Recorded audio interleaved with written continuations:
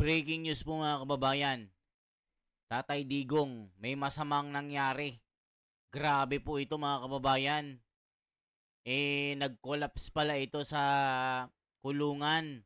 Ito po, sasabihin po ni Harry Roque, update po kay BP Sara. Naku po, nakakaiyak po ito. Mag-ano po kayo ng panyo, nakakaiyak po ito mga kababayan. Talagang iba na po yung kalagayan po at kalusugan ni PRRD dito. Grabe po ang ginawa ng admin na ito sa Pangulo na si Tatay Digong. Nakakaiyak po, panoorin po nyo. Anyway, um, nag-issue na po ng statement si VP Sara na humihiling sa ICC na kailangan na talagang apruban ang interim release ni Tatay Digong sa ibang bansa, hindi po yan sa Pilipinas. No? At ito po ay dahil sa katotohanan na sang-ayon kay VP Sara, hindi mapangalagaan ang kalusugan ni Tatay Digong sa detention facility ng ICC. At binanggit niya yung isang okasyon kung saan nakita na walang malay si Tatay Digong at hindi maalagaan pati yung ingrown nail ni Tatay Digong. Na totoo naman, no? Kung talagang kaya nilang alagaan ang kalusugan ng isang nakadetene, dapat hindi na nadidiskubre na unconscious sa sahig ang Tatay Digong. No? At dapat siguro naiwasan yung ganong mga pangyayari. Walang sasabihin ko lang po, hindi ko po nakakausap pa si VP Sara. Hindi pa po kami nakipag-ugnayan kung pareho ang tinutukoy namin. Pero mga mahigit isang buwan ang nakalipas, nakapanayan ko po isa nagtatrabaho sa detention facility. Ang sinabi sa akin nung empleyadong yon, kung naalala nyo, merong report minsan na nailabas daw si Tatay Digong panandalian sa ICC Detention Center. At ang dahilan daw ay routine check-up. Pero ang sabi sa akin ng empleyado, hindi daw routine check-up yon. Nahulog daw si Tatay Digong habang naglalakad, tumama ang ulo. At dinala nga sa hospital para masigurado na walang na danyo sa kanyang katawan. No? At ang rinig ko, binigyan din siya ng tinatawag na MRI, no? Kung titignan kung merong apekto sa ulo dahil tumama daw po ang ulo. Now, ang request naman po ng tao, So yan mga kababayan, nabagok pa lang ulo ni PRRD.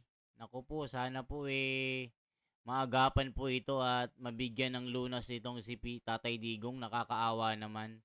Kita nyo po oh, 'di ba? Nadulas, nabagok ang ulo. Ngayon, ang dami pa niyang nararamdaman tapos hindi pa grabe ito mga kababayan, nakakaiyak po ito mga kababayan. Panoorin niyo po. ipagbigay alam ko raw sa pamilya dahil hindi niya alam kung sinabi sa pamilya itong pangyayari ito kay Tatay Digong. No? At ako naman po ay sinunod ko yung request, pinarating ko po yung impormasyon na yan kay VP Sara. Hindi ko po alam kung ito yung impormasyon na sinasabi ngayon ni VP Sara. No? Basta ako, pinarating ko sa kanya at iniwan ko na po sa kanya yan kung anong gagawin niya sa impormasyon na yan dahil alam niyo naman po, no, anything about health is covered by the right to privacy. No? So bahala na ang pamilya mag-process ng ganyang impormasyon kasi hindi ko naman alam kung talagang hindi sinabi sa kanila. No? At hindi ko naman tinanong. Basta ako sinabi ko yung impormasyon dahil yan naman yung pinangako ko dun sa informante na nagsabi sa akin. So, ulitin ko po hindi ko alam kung parehong tinutukoy naming okasyon ni BP Sara, pero may ganyang impormasyon po na pinarating sa akin na ang request ay iparating naman kay BP Sara. At bahala na po si Inday Sara, si VP Sara mag-confirm kung kapareho kaming insidenteng sinasabi. No?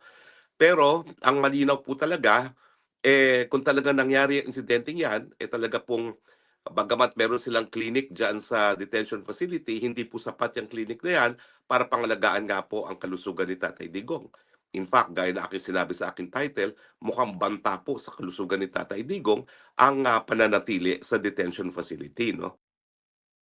Ayan mga kababayan, naku po.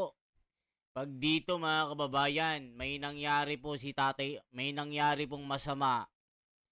Tignan nyo, nabagok ang ulo. Kung may mangyaring masama talaga kay Tatay Digong at sa ICC po mamatay si Tatay Digong, talagang magkakagulo pong Pilipinas niyan mga kababayan. 'Di ba? Nakita niyo po, nakakaawa po yung kalagayan niya, matanda na 80-year-old na, nabagok ang ulo. Tignan niyo pong ginawa ng admin na ito mga kababayan. Paano? Na wag naman sanang mangyari si Tatay Digong sa ICC po mabawian ng buhay. Kita yung matanda na po. BBM, baka naman. Maawa ka naman sa Pangulong ito. Matanda na po ito. Huwag nyo nang isipin yung mga sarili nyong interes. Gumawa ka na ng tama. Kahit yun lang yung gawin mo, pauwiin mo si Tatay Digong. Mawawala yung sama ng loob ng mga Pilipino sa'yo. Eh ngayon, tignan nyo po. Lalong pumapayat po si Tatay Digong. Sumasama ang kalusugan niya. Nabagok pang ulo. Hindi maalagaan ng maayos ng ICC. At talagang banta sa kanyang kalusugan yung ICC na ito. Grabe ang ginawa sa mga Pilipino mga kababayan. Isang pangulo na gumawa lang ng kanyang trabaho. Pinakulong, pinakidnap. Nakakaiyak talaga mga kababayan. Now, meron pang sinasabi si VP Sara na ingrown name man lang, hindi nila maasikaso. Paano pa yung mga seryosong mga medical na pangangailangan ni Tatay Digong? Ang katotohanan po at 80 si Tatay Digong, kinakailangan na talaga ng 24-hour assistance, no? Kinakailangan na ako hindi full-time nurse, caregiver. Kasi ako naman po, nag-alaga rin ako ng mga magulang ko, ng aking tiya na matandang dalaga. If talaga naman pong when they hit 80, meron akong isang midwife na talagang nag-aalaga sa kanila. One at a time lang naman po dahil hindi naman sila sabay-sabay na naging nagkakasakit at nagiging bedridden. Pero O mga kababayan, anong sinasabi ng mga komento dito? Ito po yung mga comment. Salamat attorney for being there always sa mayor namin dito sa Davao City. Sabi ni Anira. Lucena Malabanan. Ingat Sir Harry, we love you. Alam na natin yan, attorney Harry Roque. Kasi napasok na ng admin si Tatay Digong. Kunwari may check up. Pag may nangyari kay Tatay Digong, panagutin ang mga bangag at ICC. Kasi walang puso ang mga nangyayari ng mundong ito. Hello po, attorney. Ingat palagi dyan. God bless you always. Attorney Roque, sa palagay ko po, hindi na mapapalabas ni Attorney Kaufman. Dapat palitan na si Kaufman. Okay, para makakuha ng mas mapapalabas si Tatay Digong. Habang tumatagal siya dyan, lalong nagiging masama ang kanyang kalusugan. Thank you, Attorney Roque. Ingat ka po lagi dyan. Good PM po, Harry Roque. Stay safe po. Kasi kung naapektuhan ang kalusugan ni PRRD, dapat grant na nila ang interim release na yan. Ingat po, attorney. God bless. Mag-iingat po kayo dyan. Grabe talagang ginawa nila kay Tatay Digong. Nakakaiyak ito. lahat po ng inalagaan ko dumaan sa punto talaga na kinakailangan ng full-time caregiver. At yan po siguro ngayon ang hinihingi ni VP Sara doon sa kanyang panawagan na kinakailangan na talagang bigyan siya ng interim release dahil sa interim release, at least makakakuha sila ng full-time caregiver, nurse or midwife, pero yung susubaybay kay Tatay Digong at masisiguro na hindi naman siya matutumba at mawawalan ng malay sa sahig. No? But in any case, sana nga po, pagdasal natin na matuloy na yung interim release. Ang aking paninindigan po ay wala na pong balakid para sa interim release dahil nauna nang nagsabing hukuman na he is unfit to stand trial. If he is already unfit to stand trial, ano pang gagawin niya sa kulungan? No? That would amount naman po to cruel and unusual punishment dahil siya ikukulong na hindi pa napapatunayang nagkakasala. So importante po talaga para mabigyan ng respeto ang karapatang pantao ni Tatay Digong sa kalayaan at yung presumption of innocence na talagang palayain na siya. Pero mga kaibigan ha, mag-ingat po tayo. Ang dami-daming fake news dito sa Dahig, no?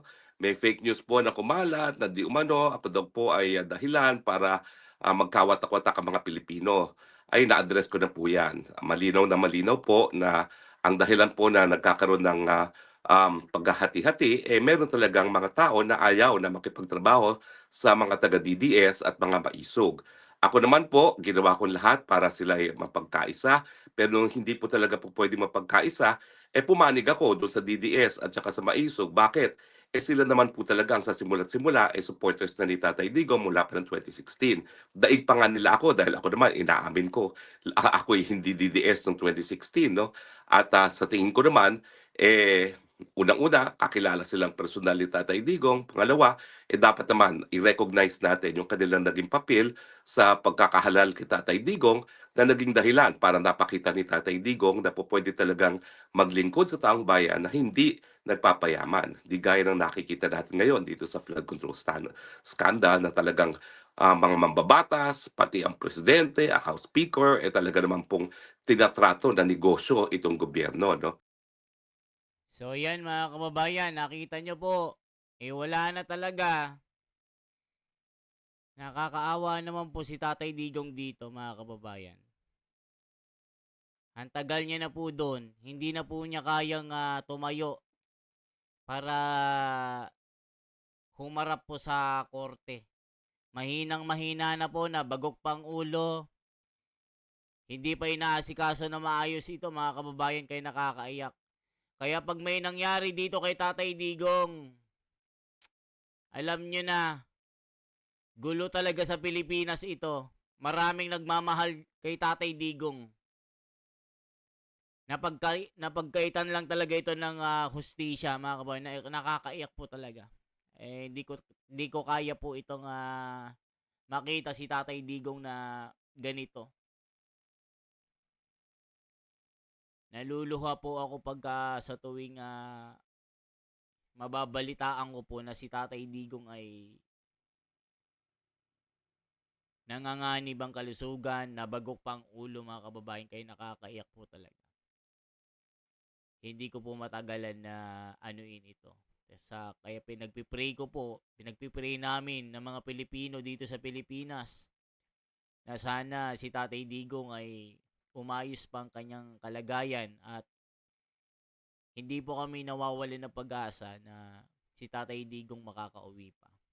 Sana po gumaling po siya at bumalik po yung kanyang dating lakas at magandang kalusugan. So ipag-pray po natin mga kababayan na si Tatay Digong ay gumaling at makauwi na rin dito sa Pilipinas. Salamat po ng marami mga kababayan. Paki-like naman po at paki-share po ang video na ito. Mabuhay po.